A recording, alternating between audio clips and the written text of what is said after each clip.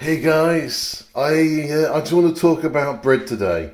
I have a problem with this kind of bread right here.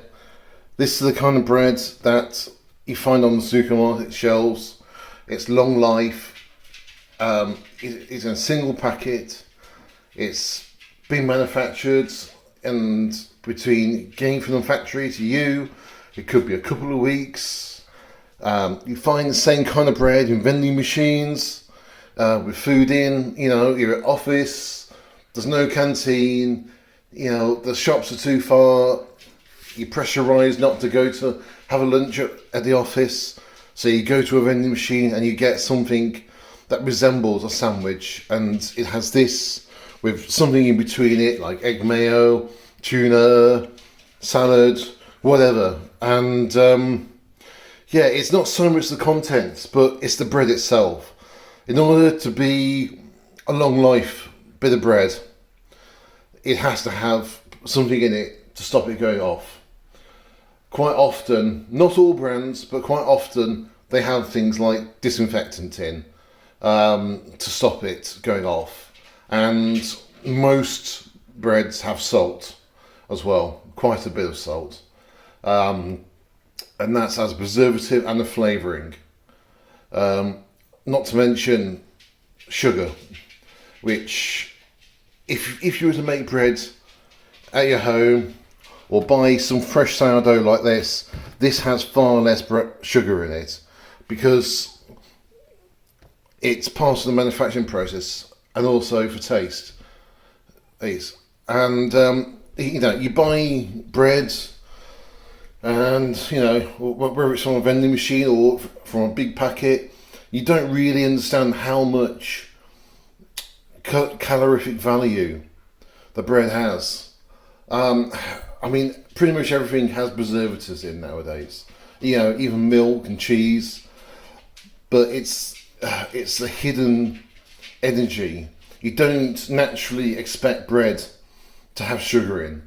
Okay, it occurs naturally, perhaps, when yeast does its stuff and makes the bread.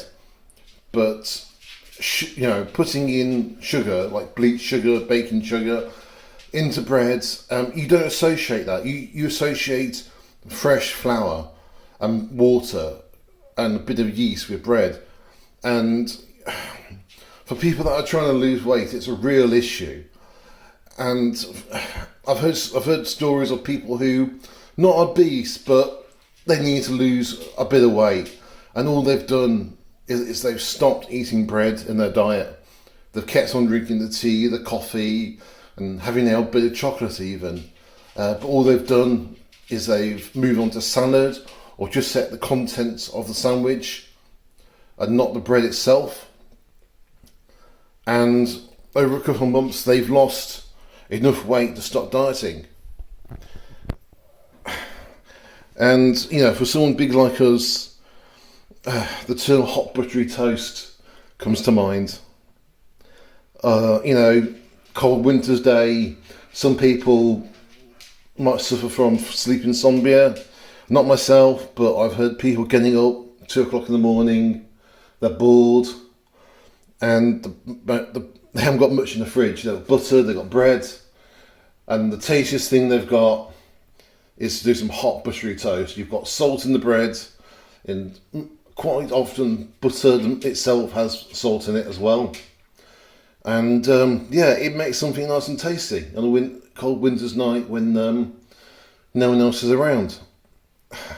And the trouble is, you eat the toast, half an hour later you're back in bed. And your body's not going to burn that up because you're not moving around. So it's going to get stored as energy. So my advice to you, if you can avoid bread, particularly if you're trying to lose weight, any kind of person trying to lose weight, that's not just obese people, but just people a bit chubby and trying to lose weight, avoid the bread. If you have to have bread, go to a baker, someone that makes it fresh on site. I'm not talking about the kind of places that have the bread made as dough in a factory and they get it shipped to them and they put it in a big oven and they cook it. and when they're cooking it, they put out a fake smell to make it smell like the bread is fresh.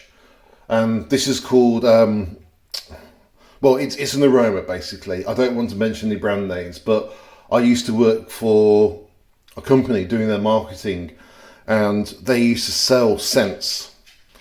And the biggest seller they had was when they went to supermarket.